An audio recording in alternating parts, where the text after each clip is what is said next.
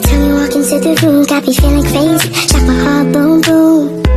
Any other boy would stare, but me I look away, cause you're making me scared. Trying not to breathe, 1, 2, 3. Assalamualaikum warahmatullahi wabarakatuh. Perkenalkan, nama saya Siti Nur Hidayah. Saya dari kelas 6A Malam. Di sini saya akan mempresentasikan hasil jawaban soal UTS matkul e-bisnis. Soal pertama. Yang pertama, bisa dilihat di atas ya. Jadi, perspektif adalah strategi yang direncanakan secara terstruktur dan sistematis dari awal. Biasanya ditetapkan oleh manajemen puncak dan dijalankan oleh seluruh organisasi. Ciri-cirinya terencana, top down, fokus pada perencanaan jangka panjang. Untuk emergen adalah strategi berkembang secara organik dari aktivitas sehari-hari perusahaan dan respon terhadap perubahan pasar yang dinamis. Ciri-cirinya adalah fleksibel, bottom up, adaptif terhadap kondisi nyata. Contoh penerapan di Indonesia. Yang pertama, dengan pendekatan yang digunakan adalah emergen. Tokopedia tidak langsung memiliki strategi marketplace besar dengan ekosistem digital lengkap sejak awal. Awalnya fokus pada pemberdayaan UMKM untuk berjualan online. Dengan seiringnya waktu, strategi berkembang secara alami, menambahkan layanan logistik, pembayaran melalui OVO, hingga akhirnya merger dengan Gojek atau membentuk GoTo. Untuk analisis dampak terhadap daya saing digitalnya, yaitu Tokopedia menjadi sangat adaptif terhadap dinamika pasar digital Indonesia yang sangat kompetitif dan cepat berubah. Jawaban soal kedua, yang pertama adalah proses SCM dapat ditingkatkan dengan teknologi. Yang pertama ada perencanaan permintaan atau demand planning, yang kedua ada manajemen inventaris, yang ketiga ada pengelolaan mitra dan supplier. Untuk soal yang kedua, dua teknologi digital dan manfaatnya. Yang pertama ada Transportation Management System atau TMS. Manfaatnya mengoptimalkan rute pengiriman sehingga mengurangi waktu dan biaya transportasi pelanggan. Yang kedua ada Internet of Things dan GPS tracking, yaitu manfaatnya memantau lokasi barang secara langsung selama proses pengiriman.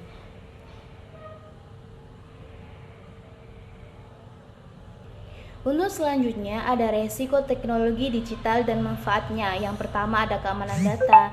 Resikonya yaitu kebocoran data pelanggan seperti alamat, nomor HP, dan informasi pembayaran. Yang kedua ada ketergantungan pada sistem teknologi dengan resiko downtime pada sistem TMS, WMS, atau platform e-commerce lainnya. Yang ketiga ada serangan ransomware, yaitu dengan resiko sistem logistik dikunci oleh peretas yang meminta tebusan. Untuk jawaban soal ketiga adalah jenis e-procurement yang sesuai adalah e-procurement berbasis katalog. Pada jenis ini, institusi pendidikan dapat menggunakan katalog elektronik yang berbasis daftar barang dan jasa yang sudah disetujui dengan harga yang sudah standarisasi. Pembeli dapat dilakukan dengan memilih item dari katalog yang sudah disetujui, memastikan transparansi harga, dan mempermudah proses penggandaan. Untuk yang kedua, langkah-langkah awal implementasi. Yang pertama ada penilaian kebutuhan dan proses pengadaan. Yang kedua ada pemilihan platform e-procurement. Yang ketiga ada penyusunan katalog dan standarisasi barang atau jasa. Yang keempat ada pelatihan dan sosialisasi. Yang kelima ada implementasi uji coba dan pemantauan. Untuk selanjutnya yaitu dua tantangan dan strategi mengatasinya. Yang pertama ada resistensi dari penggunaan internal. Strategi mengatasinya yaitu dengan pelatihan dan sosialisasi. Adakan workshop rutin agar pengguna memahami manfaat dan cara penggunaan sistem.